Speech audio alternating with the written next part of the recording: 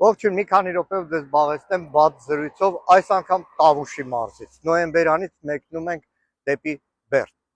Երեք հանրային հեռուստատեսության եթերում մեր գործընկերուհի Աննա Գրիգորյանը բարձրացրեց մի կարևոր հարց, որը վերջին արդեն 6 տարիներին պարբերաբար արձակվում է։ Խոսքը վերաբերվում է 2020 թվականի դեկտեմբեր 17-18-ին Սյունիքում հայկական զինված ուժերի մոտ 15-20 կիլոմետրի հետ քաշվելուն եւ դրան հաջորդող Գորիս-Կապան ճանապարհի 21 կիլոմետրանոց հատվածը Ադրբեջանին հանձնելու։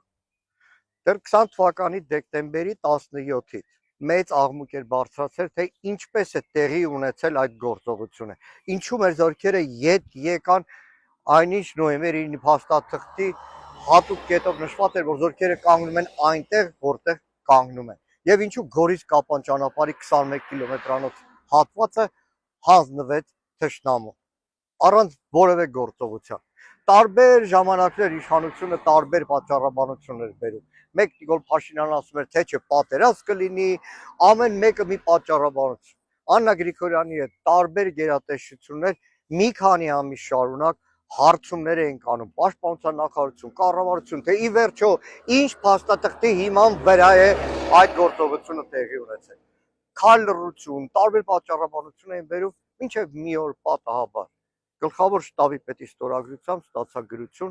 որ այդ ամենը տեղի է ունեցել փաստաթղթի հիման վրա։ Զորքերը ետ են քաշվել Պաշտպանության նախարար Վաղարշակ Հարությունյանի ստորագրած դեկտեմբերի 20 թվականի դեկտեմբերի 17-ին ստորագրված փաստաթղթի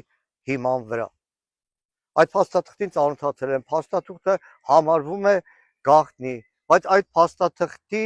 գրեթե ամբողջը նույն փաստաթուղթը դեռ 21 թվականի փետրվարին հրապարակվել էր մամուլում եւ իշխանությունը որևէ կերպ պաշտոնապես այդպես էլ չհերքեց այդ փաստաթուղթը։ Կարող եք ընթերցել, բայց այստեղ կա մի կարևոր բան։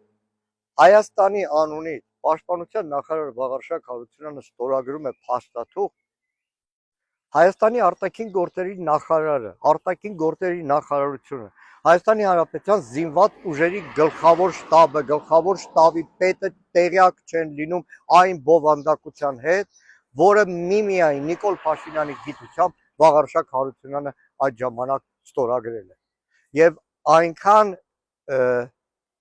վիզը ծռած վիճակում էր այդ օրվա Հայաստանի իշխանությունը, որ նույնիսկ չհամարձակվեց այդ փաստաթղթի բոլոր կետերը պահպանելու շնորհիվ Գորիս-Կապան ճանապարհի հատվածները պահել մեր սահմանապահ զորքերի, մեր զինված ուժերի վերահսկողության տակ։ Ինչպես նախորդ 6 տարիներին Նիկոլ Փաշինյանը ամեն զիջում պատճառաբանում է, թե չէ կռիվ կլինի։ Նույն այս Տավուշ աշխարհում 24 թվականի զիջումները էլի Նիկոլ Փաշինյանը նախորդին հայտարարում է, թե չէ Իջևանի կեսը կհայտնվեր թշնամու ձեռքը։ Էդ է քո բերած խաղաղությունը։ Լավ մնացեք, կհանդիպենք։